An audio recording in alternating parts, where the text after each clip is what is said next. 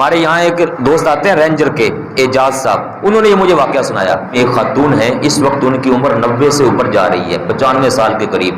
وہ خاتون یہ کہتی ہے کہ میرا بچہ چھوٹا سا تھا، اسکول میں جاتا، جیسے بچہ اسکول میں گیا، وہاں کوئی پینسل گم ہو گئی، کاپی گم ہو گئی، جوتا گم ہو گیا، تو وہ دوسروں کی پینسل اٹھا لی، کوئی شارپنر وغیرہ دوسرے کا اٹھا لیا اور لے کر آ گئے جناب۔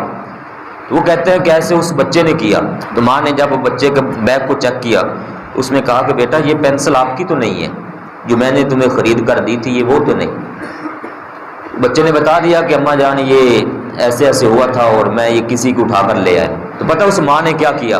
آج کی ماں ہوتی تو کہتی کہ چلو چنگا کیتا، یہ نقصان تو نہیں نہ کیتا، الٹا یہ بھی کہہ دیتی ہیں تیری تو بڑی اعلیٰ قسم کی تھی اور تو کہاں 2 نمبر سی پینسل اٹھا کے لیا، کوئی چنگی جو اٹھا کے لیا میں نے نقصان پا رہی ہیں۔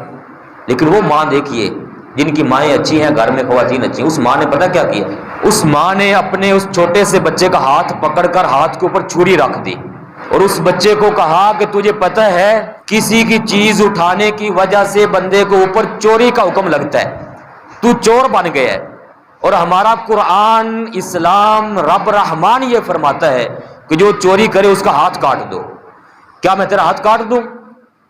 بچے پر لرزہ طاری ہوا، بچہ ڈرا، ایسا ڈرا ایسا ڈرا ایسا ڈرا کہ وہ بچہ آج کل امریکہ میں ہوتا ہے، وہ خاتون عیسائیوں کو جو گھر میں ملازم ہیں اور ملازمائیں ہیں، ان عیسائیوں کو اپنے سامنے بٹھا کر قرآن پاک کا درس دیتی ہے۔ بچہ بہر ہے، کبھی کبھار آتا ہے، کام میں معاملے میں مصروف رہتے ہیں۔ مائیں ایسی ہوتی ہیں جو بچوں کو شروع سے تربیت کرنے والی ہیں۔